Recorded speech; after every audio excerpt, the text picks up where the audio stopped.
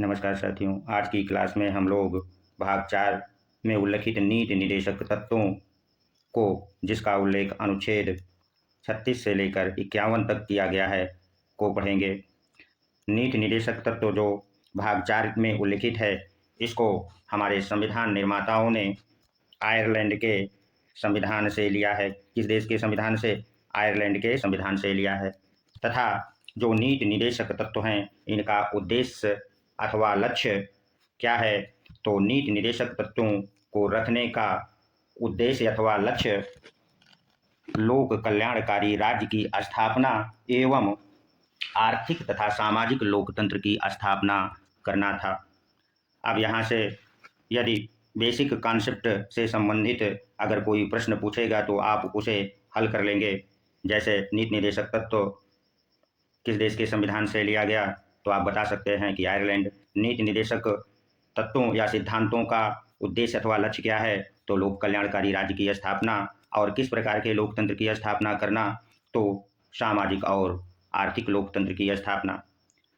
थोड़ी सी एक बात और आप लोग नोट कर लीजिए, यदि नोट्स बना रहे हैं तो वो ये है कि नीति निर्देशक तत्वों का उल्लेख विश्व के केवल 2 ही संविधानों में है, एक भारत और दूसरा आयरलैंड के संविधान में। अन्य देशों के संविधान में नीति निर्देशक तत्वों का उल्लेख नहीं है। हो सकता है कि प्रश्न यहाँ से पूछ ले और आप ना पढ़े रहें तो कन्फ्यूजन रहे। चलिए, अब हम लोग नीति निर्देशक तत्वों के प्रत्येक अनुच्छेद को बारीकी से समझेंगे। तो सबसे पहले अनुच्छेद 36 जो नीति निर्देशक तत्वों से पहला अनुच्छेद है, इसमें क्या लिखा गया है? तो अनुच्छेद 36 में राज्य की परिभाषा का वर्णन है, और राज्य की परिभाषा का वर्णन अनुच्छेद 12 में भी किया गया है। इसलिए यहाँ पर हम राज्य की परिभाषा का वर्णन नहीं करने वाले। यदि आपको राज्य की परिभाषा के अंतर्गत कौन कौन आते हैं इसे जानना है तो आपको मौलिक अधिकार से संबंधित जो पहला वीडियो हमने बनाया है उसको जा करके आप लोग देख लीजिए। अब चलिए हम लोग अनुच्छेद 37 मिसप्रिंट यहाँ पर हुआ है, थोड़ा सा आप लोग सुधार लीजिए। अनुच्छेद 37 क्या है उसको समझेंगे। तो अनुच्छेद 37 में इस बात का उल्लेख है कि राज्य द्वारा यदि नीति निर्देशक तत्वों का हनन किया जाता है तो न्यायालय की शरण हम नहीं ले सकते। अर्थात न्यायालय में नीति निर्देशक तत्वों को लागू कराने के लिए हम नहीं जा सकते। और न्यायालय जाने के लिए यदि हमको हाई कोर्ट जाना है तो अनुच्छेद 226 के तहत और अनुच्छेद 32 के तहत हम न्यायालय जा सकते हैं, किंतु नीति निर्देशक तत्वों के संदर्भ में हम ऐसा नहीं कर सकते हैं। अतः जो नीति निर्देशक तत्व हैं वह मौलिक अधिकार की तरह परिवर्तनीय नहीं है। यहाँ से भी प्रश्न आपका बन सकता है कि क्या नीति निर्देशक तत्व का जब हनन होगा तो क्या न्यायालय द्वारा परिवर्तनीय किया जा सकता है? तो उत्तर होगा नहीं। अनुच्छेद अब हम लोग 38 को बहुत बारीकी से समझेंगे। आपसे अक्सर परीक्षा में पूछता है कि लोक कल्याणी का राज्य की अवधारणा का उल्लेख नीति निर्देशक तत्वों के किस अनुच्छेद में है? तो आप लोग नोट्स कर लीजिए कि अनुच्छेद 38 में लोक कल्याणकारी राज्य की अवधारणा का उल्लेख है। अनुच्छेद 38 के 2 उपखंड हैं, अनुच्छेद 38(1) व 38(2). 38(1) में राज्य सामाजिक, आर्थिक, राजनैतिक न्याय से युक्त व्यवस्था स्थापित करेगा, ऐसा उसका कर्तव्य होगा। और सामाजिक, आर्थिक एवं राजनैतिक न्याय जो हमारी प्रस्तावना में भी उल्लिखित है, यदि आप लोगों ने हमारा वीडियो प्रस्तावना का पढ़ा होगा तो वहाँ पर जो सामाजिक, आर्थिक एवं राजनैतिक न्याय है उसका भी उल्लेख है। यहाँ से भी प्रश्न मुझे लगता है कि पूछा जा सकता है कि सामाजिक, आर्थिक एवं राजनैतिक न्याय का उल्लेख कहाँ पर है, और ऑप्शन में प्रस्तावना आ जाए और नीति निर्देशक तत्व, तो उत्तर दोनों आपका सही होगा। आप समझ रहे हैं ना कि हम क्या कहना चाह रहे हैं? अगर दोनों रहेगा तो दोनों विकल्प सही होगा, यदि एक विकल्प रहेगा तो आपको उत्तर में किसी एक विकल्प को चुनना है। तो अब हम अनुच्छेद 38(2) में किस बात का उल्लेख है उसको भी जान लें। 38(2) में आय, प्रतिष्ठा, अवसर एवं राजनैतिक एवं सुविधाओं कि जो असमानता है देश में उसे समाप्त करने का प्रयास राज्य करेगा। आप लोग कमेंट्स में ये बताइए कि हमारा देश आज़ाद हो गया और हमने 75 वर्ष व्यतीत भी कर लिए, क्या हमारे देश में आय, प्रतिष्ठा और अवसर की जो असमानता है क्या ये दूर हुई? कमेंट्स में ज़रूर बताइएगा। हालांकि अवसर की जो समानता है और उसे मूल अधिकार के अंतर्गत अनुच्छेद 16 में मौलिक अधिकार तो बना दिया गया। चलिए अब हम लोग अनुच्छेद 39 को पढ़ेंगे। यह अनुच्छेद आपकी परीक्षा के दृष्टि से बहुत महत्वपूर्ण होने वाला है। अनुच्छेद 39 में राज्य को नीतिगत फैसले लेने व कदम उठाने का उल्लेख है। अब ये प्रश्न उठता है कि राज्य कौन कौन से कदम उठा सकता है या फैसले ले सकता है, उसको भी जान लीजिए, जिसका उल्लेख अनुच्छेद 29 के विभिन्न उपखंडों में किया गया है।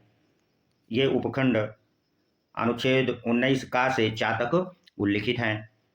चलिए अब हम लोग जो राजनीतिगत फैसले के लिए कदम उठाएगा वो कौन कौन से होंगे उनको भी जान लें। अनुच्छेद 39 का राज्य सभी नागरिकों, चाहे वो स्त्री हो या पुरुष हो, आजीविका के पर्याप्त साधन उपलब्ध कराने का प्रयास करेगा।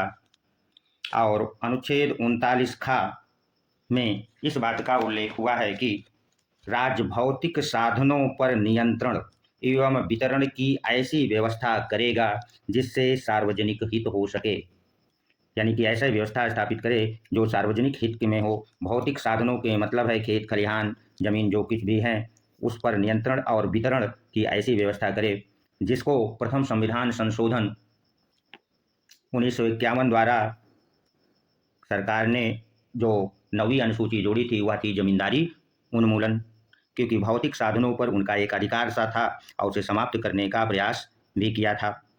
अब हम लोग अनुच्छेद 39 गा में कौन से कदम उठाएगा राज्य, तो राज्य भौतिक और अभौतिक साधनों, भौतिक साधनों में आप समझ गए हैं, और अभौतिक साधनों में संपत्ति के संकेंद्रण को रोकेगा। अर्थात 39 गा में इस बात का उल्लेख कर दिया गया कि राज्य जो भौतिक और अभौतिक साधन देश में उपलब्ध हैं उसके संकेंद्रण को रोकेगा। यहाँ पर संकेंद्रण का मतलब है किसी कुछ ही व्यक्तियों के हाथ में भौतिक और अभौतिक साधनों का केंद्रण ना होने पाए, ऐसा प्रयास करेगा। अभी अडानी अंबानी का मुद्दा चल रहा है और विपक्षी दल इस बात को लेकर बार बार उठाते हैं कि देश की जो संपत्ति है वो अडानी अंबानी के हाथों में केंद्रित हो गई है। आप लोग बताइए कि उनका यह स्टेटमेंट, आरोप सही है या गलत। चलिए अब हम लोग अनुच्छेद 39 घा में क्या उल्लेख है उसको पढ़ लेते हैं। तो ये बहुत ही महत्वपूर्ण है और कई बार परीक्षाओं में इस अनुच्छेद से प्रश्न पूछा गया है। राज्य प्रत्येक नागरिक, चाहे स्त्री हो या पुरुष, को समान कार्य के लिए समान वेतन की व्यवस्था करने का प्रयास करेगा। अब समान कार्य और समान वेतन के लिए शिक्षा मित्र जो एक शिक्षक के रूप में कार्य करते हैं इसी अनुच्छेद को लेकर के आंदोलन भी करते हैं, क्योंकि अनुच्छेद 39 घा में प्रत्येक व्यक्ति, चाहे स्त्री हो या पुरुष, समान कार्य कर रहा है तो उसे समान वेतन की व्यवस्था राज्य का कर्तव्य होगा। किंतु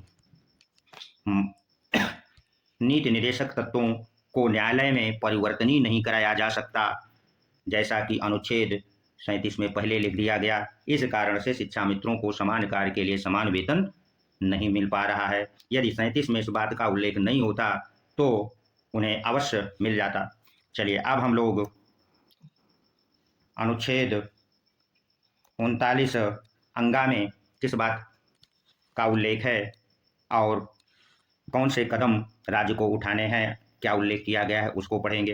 राज्य श्रमिकों, चाहे वो स्त्री हो या पुरुष हो, उनके स्वास्थ्य शक्ति को ध्यान में रखेगा एवं बालकों की सुकुमार अवस्था का दुरुपयोग होने से बचाएगा, यानी कि जो भी श्रमिक हैं उनके स्वास्थ्य और शक्ति का क्षरण ना हो इसका ध्यान राज्य का कर्तव्य होगा और सुकुमार जो बालक हैं उनकी इस अवस्था का दुरुपयोग ना हो, इसको रोकेगा। जैसे कि होटलों, कारखानों आदि में बच्चों को काम पर लगा दिया जाता है, तो इसको रोकना राज्य का कर्तव्य होगा। और अनुच्छेद 39(4) में किस बात का दायित्व राज्य को सौंपा गया है, उसको भी आप लोग समझ लीजिए। अनुच्छेद 39(4) में राज्य बालकों को स्वतंत्र गरिमापूर्ण वातावरण और शोषण से रक्षा करेगा। यह अनुच्छेद 42वें संविधान संशोधन 1976 द्वारा शामिल भी किया गया है। और अब हम लोग अनुच्छेद 39(a) जो कि नीति निदेशक तत्वों में उल्लिखित है, ये बहुत बार परीक्षा में पूछा गया है। अगर हम इसे सबसे महत्वपूर्ण प्रश्नों के दृष्टि से कहें तो गलत नहीं होगा। अगर प्रश्न कभी भी नीति निदेशक तत्वों से बनाया जाता है तो यहाँ से जरूर प्रश्न बनता है। 39(a) निःशुल्क एवं विधिक सहायता प्राप्त करने का अधिकार का उल्लेख किया गया है। अब किन्हें प्राप्त करने का उल्लेख है, तो निर्धन या गरीबों को प्राप्त कराने का कर्तव्य राज्य का होगा, ताकि वे अन्याय के शिकार ना हो। 39(a) 42वें संविधान संशोधन 1976 द्वारा शामिल किया गया, यानी निःशुल्क एवं विधिक सहायता, जो पहले नीति निदेशक तत्वों में नहीं था, इसे 42वें संविधान संशोधन द्वारा जोड़ा गया। और चाबी 42वें संविधान संशोधन द्वारा बालकों को गरिमापूर्ण वातावरण एवं शोषण से रक्षा करेगा कर्तव्य का उल्लेख 42वें संविधान संशोधन 76 द्वारा जोड़ा गया। चा और ए निःशुल्क विधिक सहायता दोनों 76वें संविधान संशोधन के द्वारा जोड़े गए। अब हम लोग 39 के बाद अनुच्छेद 40 को भी बहुत बारीकी से पढ़ेंगे। अनुच्छेद 40 बहुत महत्वपूर्ण है। अनुच्छेद 40 में कहा गया कि राज्य ग्राम पंचायतों को बढ़ावा देकर उन्हें शक्ति प्रदान करेगा।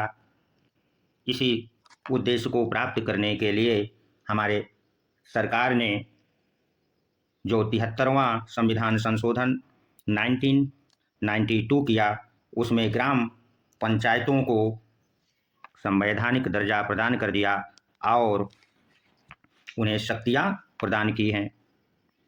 अब अनुच्छेद 41 को भी आप लोग समझ लीजिए, इसमें क्या लिखा हुआ है।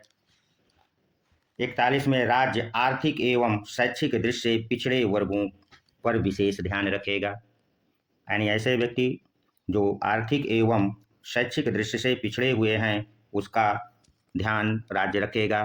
तथा इसी अनुच्छेद में ये लिखा है कि बेरोजगारी, बीमारी, बुढ़ापा और आसक्तता आदि की दशा में लोक सहायता की व्यवस्था करेगा। तो बुढ़ापा में जो वृद्धा पेंशन है, बेरोजगारी भत्ता है, बीमारी में स्वास्थ्य बीमा आदि लोक सहायता सरकारों द्वारा प्रदान की जाती है।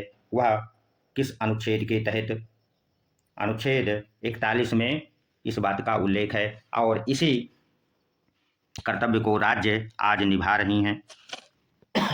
चलिए अब हम लोग अनुच्छेद 42 में किस बात का उल्लेख है, तो अनुच्छेद 42 में राज्य कार्य करने के लिए न्यायोचित या उचित दशाएं बनाएगा जिसमें लोग कार्य कर सकें, तथा महिलाओं के लिए निःशुल्क प्रसूति सहायता उपलब्ध कराएगा, जो कि वर्तमान समय में महिलाओं के लिए निःशुल्क प्रसूति सहायता उत्तर प्रदेश में लागू भी है। अनुच्छेद 43 में किस बात का उल्लेख है, इसको भी आप लोग जान लीजिए। अनुच्छेद 43 में मजदूर या श्रमिकों को उद्योगों के प्रबंधन में भाग लेने का अधिकार होगा तथा कुटीर उद्योगों के विकास का प्रयास राज्य करेगा, तथा जो कामगार हैं उनके जीवन निर्वाह हेतु मजदूरी निर्धारित करना राज्य का कर्तव्य होगा। यानी कि जीवन निर्वाह हेतु श्रमिकों के लिए जो मजदूरी चाहे वो उद्योग में काम करें या कृषि क्षेत्र में काम करें या कुटीर उद्योगों में, वहाँ पर उनके जीवन निर्वाह हेतु जो मजदूरी का निर्धारण करना राज्य का कर्तव्य होगा और राज्य सरकारें मजदूरी निर्धारण करती भी हैं। चलिए अब हम लोग अनुच्छेद 44 क्या लिखा हुआ है इस समय। अनुच्छेद 44 को लेकर के संसद में बहुत चर्चा होती है। तो अनुच्छेद 44 परीक्षा की दृष्टि से बहुत महत्वपूर्ण हो गया है। अनुच्छेद 44 में सभी नागरिकों के लिए एक समान व्यवस्था राज्य करेगा, यह राज्य का कर्तव्य होगा। अर्थात सामान्य नागरिक संहिता का उल्लेख अनुच्छेद 44 में किया गया। इस अनुच्छेद को आप लोग हेडलाइन कर लीजिए। आपसे पूछ सकता है कि किस अनुच्छेद में सामान्य नागरिक संहिता यूसीसी का उल्लेख है, तो अनुच्छेद 44 है और इसे वेरी वेरी इंपॉर्टेंट समझिए। और अब हम लोग अनुच्छेद 45 क्या है उसको जानेंगे। 45 भी परीक्षा की दृष्टि से बहुत महत्वपूर्ण है। 44 और 45 से प्रश्न बहुत बार पूछा जा चुका है। 45 में बालकों के लिए निःशुल्क एवं अनिवार्य शिक्षा का उपबंध करने के लिए राज्य को कहा गया है। 86वें संविधान संशोधन 2000 द्वारा अनुच्छेद 45 की विषय वस्तु को, जो पहले विषय वस्तु इसमें उल्लिखित थी, उसे अनुच्छेद 21A के अंतर्गत 6 से 14 वर्ष आयु, इसका मतलब है कि 6 से 14 वर्ष की आयु के बालकों को राज्य का कर्तव्य निःशुल्क एवं अनिवार्य शिक्षा उपलब्ध कराने का था, इसकी विषय वस्तु थी। इसे यहाँ से हटा करके अनुच्छेद 21A में 6 से 14 वर्ष के बालकों के लिए निःशुल्क एवं अनिवार्य शिक्षा का प्रावधान मूल अधिकार के अंतर्गत कर दिया गया। अब आपके सामने एक प्रश्न उठता है कि फिर 45 में फिर क्या है। तो इसके स्थान पर जो 86वां संविधान संशोधन किया गया, अब 45 में 6 वर्ष से कम आयु, यहाँ प्रश्न बनेगा निश्चित तौर पर, 45 वर्ष से कम आयु के बच्चों के लिए प्रारंभिक बाल्यावस्था की देखरेख और शिक्षा का उपबंध करना राज्य का दायित्व होगा। पहले राज्य का दायित्व 6 से 14 वर्ष के लिए था, उसे मौलिक अधिकार में ले जा करके रख दिया गया।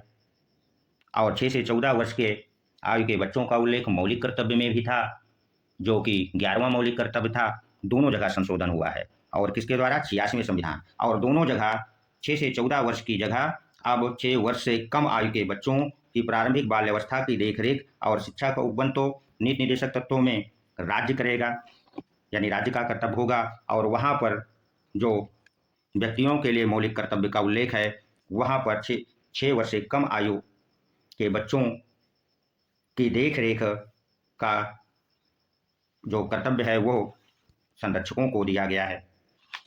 इस अनुच्छेद को आप लोग बहुत सावधानी से नोट कर लीजिएगा, क्योंकि आपसे पूछ सकता है कि अनुच्छेद 45 में पहले किस विषय का उल्लेख था, तो 6 से 14 वर्ष, और जाकर के मौलिक कर्तव्य में 11वां मौलिक कर्तव्य पहले क्या था, वो भी पूछा जा सकता है। ठीक, तो अब हम लोग अनुच्छेद 46 को पढ़ लेते हैं कि अनुच्छेद 46 में किस बात का उल्लेख है।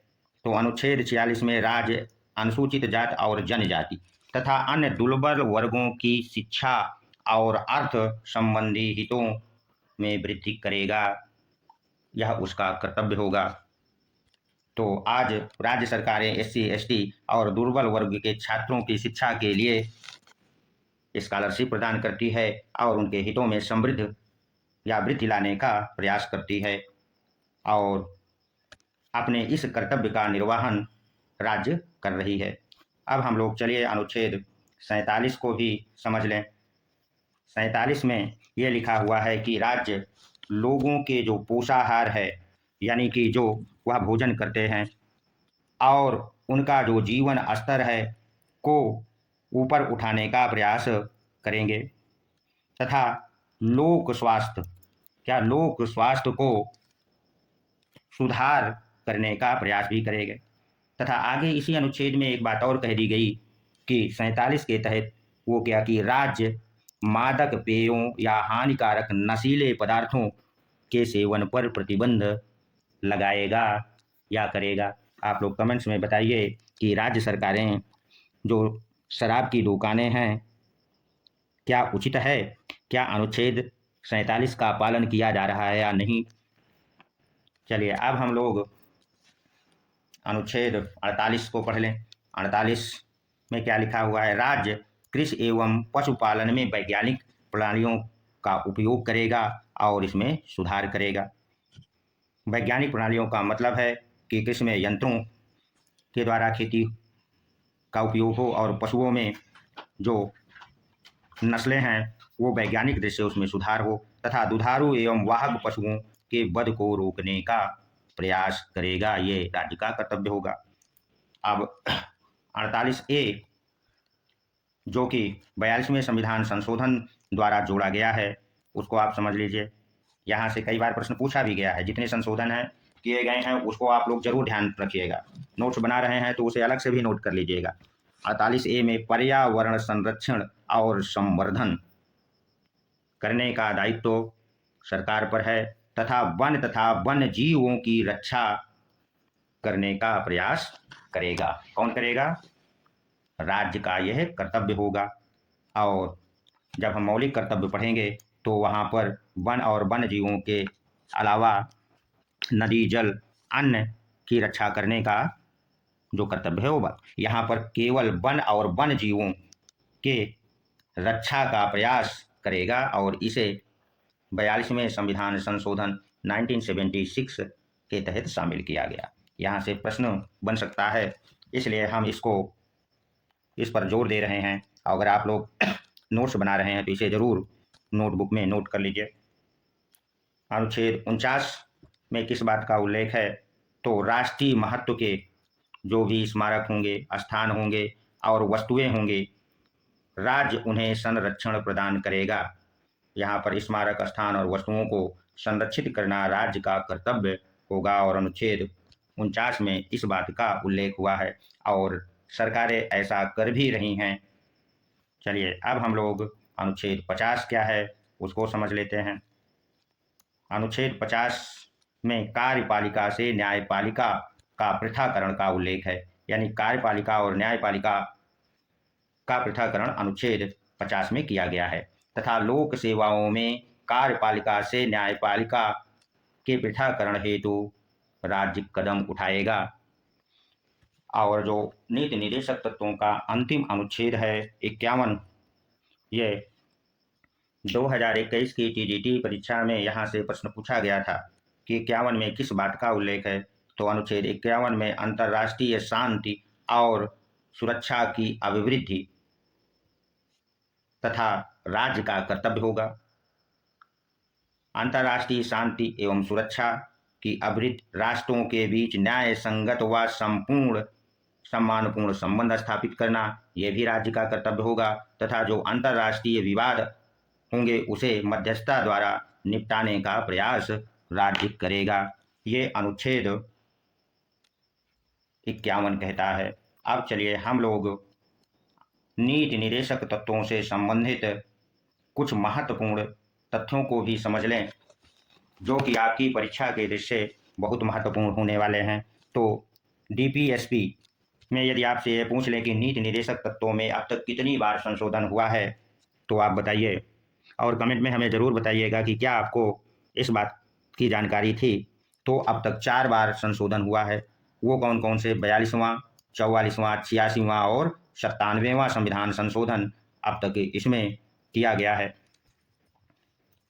अब हम लोग 42वां संविधान संशोधन द्वारा सभी नीति निदेशक तत्वों को मूल अधिकार के अनुच्छेद 14, 19 और 31 पर वरीयता प्रदान की गई थी तथा इसके पहले एक संशोधन और किया गया था, 25वां संविधान संशोधन, जो कि 1971 में किया गया और जिसमें अनुच्छेद 39 खा और 39 गा को मूल अधिकारों के अनुच्छेद 14, 19 और 31 पर वरीयता प्रदान की गई और वर्तमान में यही स्थिति लागू है।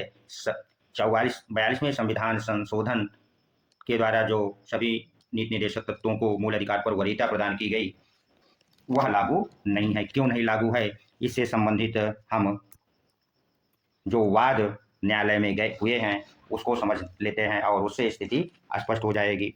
तो डीपीएसपी यानी कि राज्य के नीति निदेशक सिद्धांतों से जो संबंधित प्रमुख वाद हैं उसको पढ़ लें। तो केशवानंद भारती बनाम केरल राज्य, जो कि 1973 में हुआ था, के मामले में उच्चतम न्यायालय ने अनुच्छेद 39 खा व 39 गा को वैध माना, किंतु इसे न्यायिक पुनर्वलोकन के अधीन घोषित किया है और वर्तमान में यही अनुच्छेद मूल अधिकारों पर वरीयता प्राप्त करता है।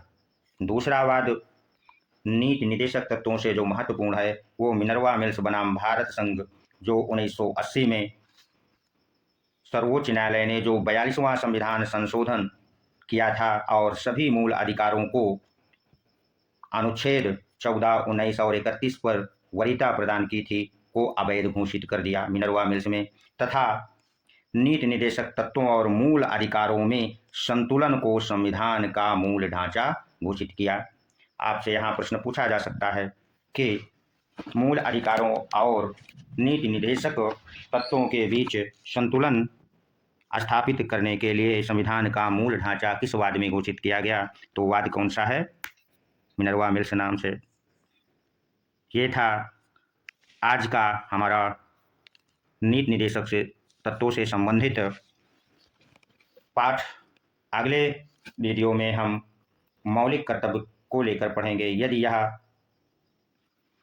पाठ आपको अच्छा लगा और नीति निदेशक तत्वों के विषय में जानकारी आपको अच्छी लगी तो इस चैनल को सब्सक्राइब अवश्य कर दें, लाइक कर दें और ऐसे छात्रों को शेयर भी कर दें जो विभिन्न प्रतियोगी परीक्षाओं की तैयारी करने के लिए संविधान पढ़ रहे हैं। धन्यवाद। मिलते हैं अगले वीडियो में।